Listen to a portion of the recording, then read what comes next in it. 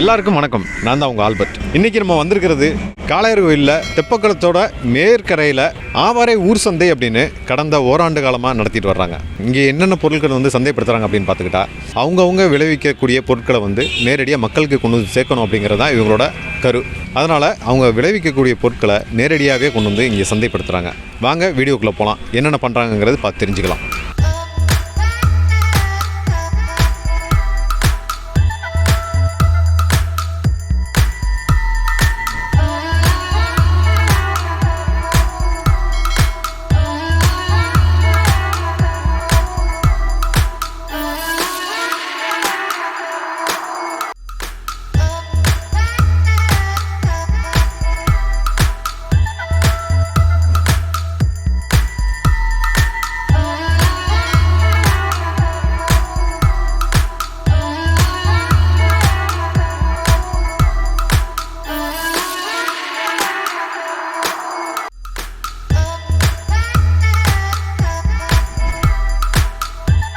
வணக்கம் ஐயா.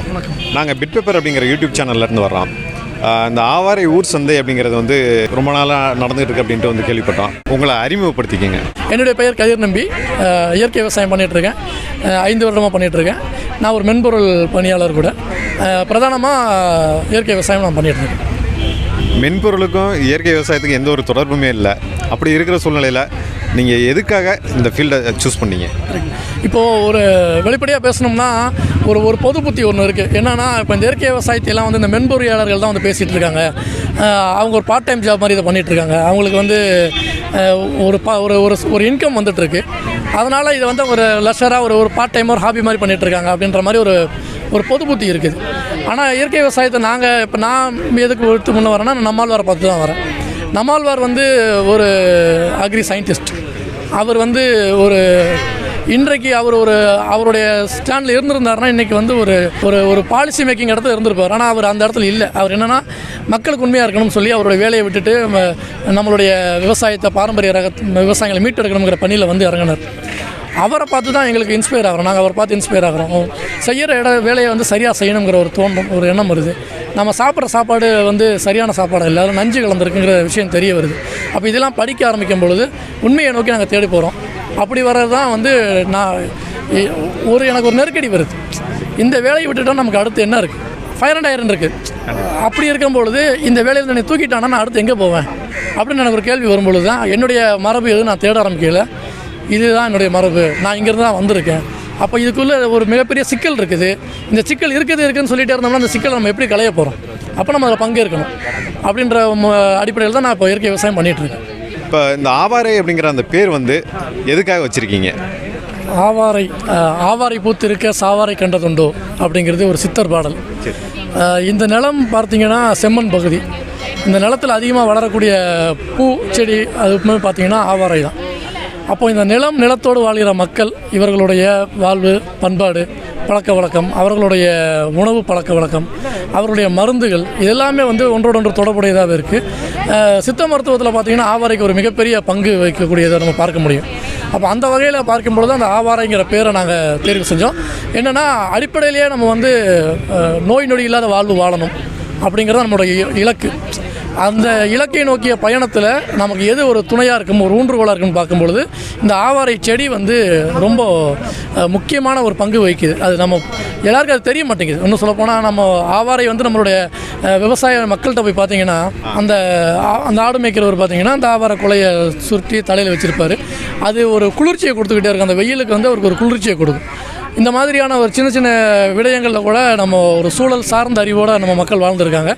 அது போக முக்கியமான விஷயம், ஆவாரை அதில் துவர்ப்புத்தன்மை அதிகமாக இருக்கும்.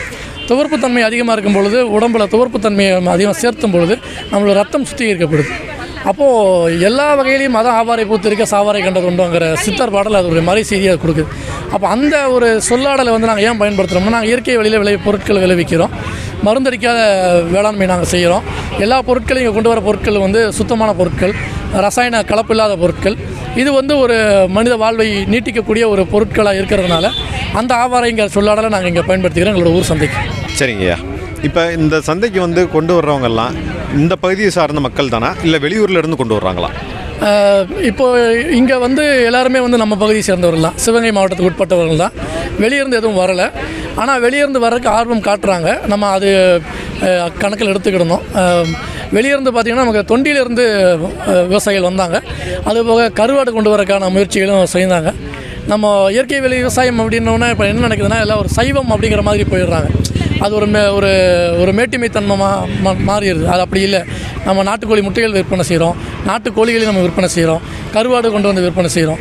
ஸோ எல்லா வகைப்பட்ட மக்களும் நம்ம வரணும். இயற்கை விவசாயம்ங்கிறது வந்து ஒரு புனிதத்தன்மை இல்லை, இது எல்லா தரப்பட்ட மக்களுக்குமான ஒரு பொருட்கள் கொண்டு வந்து விற்பனை செய்யணுங்கிற ஒரு அடிப்படையில் நம்ம அதையே சேர்த்துக்கிறோம்.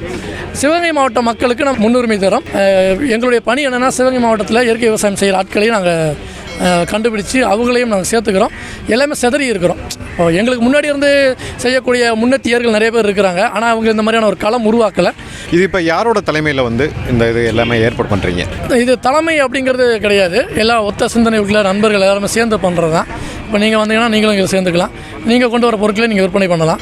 அந்த மாதிரியான ஒரு தளம் தான் இது. வந்து கிட்டத்தட்ட ஒரு பிரிட்ஜ் மாதிரி, ஒரு பாலம் மாதிரி தான். இயற்கை விவசாயம் செய்கிறவர்களுக்கும் அந்த பொருட்களை நுகர்வுகின்ற நுகர்வோருக்கும் இடையான ஒரு பாலம் தான் ஆவாரை ஊர் சந்தை. இங்கே எல்லோரும் வந்து விற்பனை செய்யலாம். அவர்களுடைய பொருட்களை அவங்க விற்பனை செய்யலாம். மதிப்பு கூட்டப்பட்ட பொருட்கள். ஒரு விவசாயி தான் வந்து இங்கே விற்பனை செய்யணும்னு அவசியம் இல்லை. நீங்கள் ஒரு விவசாயிட்ட பொருட்கள் வாங்கி அந்த பொருட்களை நீங்கள் மதிப்பு கூட்டி நீங்கள் கூட வந்து விற்பனை செய்யலாம். அப்போ ஒரு அரிசி இருக்குன்னா அரிசியை விற்பனை செய்கிறவர் வந்து ஒரு விவசாயியாக இருக்குன்னு அவசியம் இல்லை. அந்த அரிசியை அவர் மாவாக்கி அவர் கொண்டு வந்து விற்பனை செய்யலாம் மதிப்பு கூட்டி. ஸோ அந்த மாதிரியான ஒரு தளத்தையும் நாங்கள் உருவாக்கி தரோம் இங்கே. அப்போ ஒரு தலைமை அப்படிங்கிறது ஒரு கிடையாது. ஒத்த சிந்தனை ஆட்கள் எல்லாரும் சேர்ந்து செய்கின்ற ஒரு முயற்சி தான் ஆவாரை ஊர் சந்தை. இது வந்து மாதத்தில் எத்தனை நாள் நடக்குது, எந்த இடத்துல நடக்குது அப்படிங்கிற டீட்டெயில் கொஞ்சம் சொல்லுங்கள். முதல் ஞாயிற்றுக்கிழமை காளையார் கோயிலில் போட்டுருக்கோம். தொடக்கத்தில் நாங்கள் சிவகங்கையில் போட்டோம்.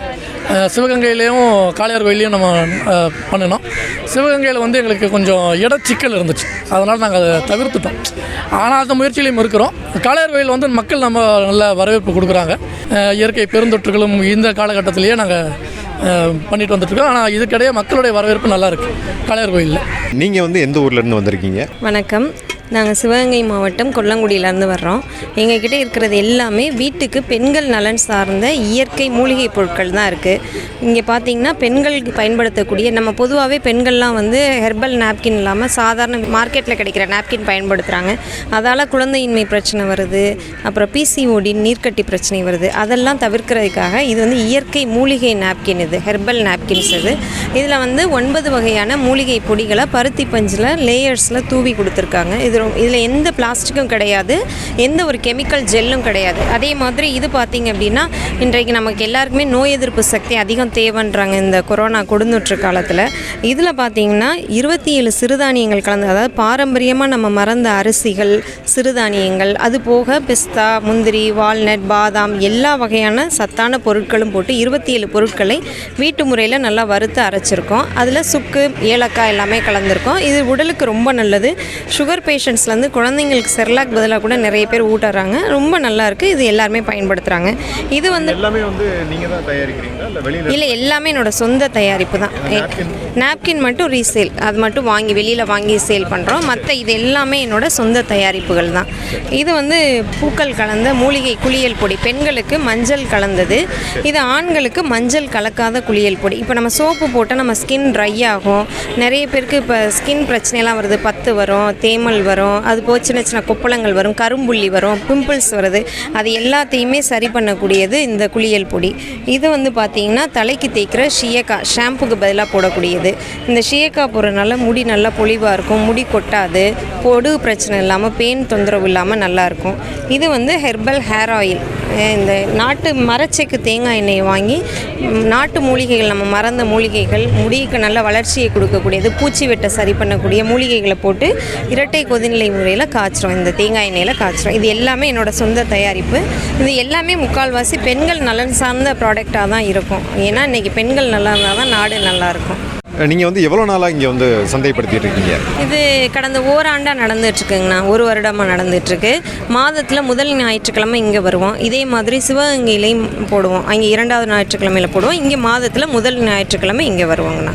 மக்கள் நல்லா விரும்பி வந்து வாங்குவாங்க நிறைய. இந்த ப்ராடக்ட்டுக்கு வந்து நம்ம மக்கள் மத்தியில் எப்படி வரவேற்பு இருக்குது? அதாவது ஒரு தடவை வாங்கி பயன்படுத்தினவங்க திரும்ப திரும்ப நம்ம ஃபோன் நம்பர் கொடுத்துருக்கோம், அட்ரஸ் கொடுத்துருக்கோம். நிறைய பேர் ஃபோன் பண்ணியே வந்து வாங்கிக்குவாங்க, வீட்டில் வந்து வாங்கிக்குவாங்க. கொண்டுட்டு வந்து தர சொன்னால் கூட நம்ம கொண்டுட்டு வந்து கொடுத்துருவோம் நேரம் இல்லை அப்படின்னா. நிறைய மக்கள் வந்து விரும்பி வாங்கி பயன்படுத்துகிறாங்க. குழந்தைகள், பெண் குழந்தைங்க வச்சுருக்கவங்க நிறைய விரும்பி வாங்கி பயன்படுத்துகிறாங்க. எங்கள் பொண்ணுக்கு முடி நல்லா வளருது, இப்போ பருவெல்லாம் கிடையாது அப்படின்னு நிறைய வாங்கி பயன்படுத்துகிறாங்க. இந்த ஹெர்பல் நாப்கின்மே நல்லா போயிட்டுருக்கு. பெண் குழந்தைங்க வச்சுருக்கவங்க நிறைய விரும்பி வாங்கி பயன்படுத்துகிறாங்க. வெளியூரில் இருந்து ஆர்டர் பண்ணுறாங்க, அவங்களுக்கு வந்து நீங்கள் எப்படி கொரியர் வசதி எதுவும் பண்ணி கொடுக்குறீங்களா? எந்த மாதிரியான முறையில் வந்து நீங்கள் பண்ணுறீங்க? பொதுவாகவே நமக்கு ஆன்லைனில் தானே இது நல்லா போயிட்டுருக்கு. நமக்கு தமிழ்நாடு முழுவதும் 4 டீலர் இருக்காங்க. டீலர்ஷிப் எடுத்து சேல் பண்ணுறவங்களும் இருக்காங்க. அது போக யார் எங்கேருந்து கேட்டாலும் தமிழகம் முழுவதும் கொரியர் அனுப்புகிற வசதி நம்மள்ட்ட இருக்குங்கண்ணா. ப்ரொஃபஷனல் கொரியரில் ரொம்ப பக்காவாக பேக் பண்ணி நீட்டாக அனுப்பி வச்சுருவாங்கண்ணா.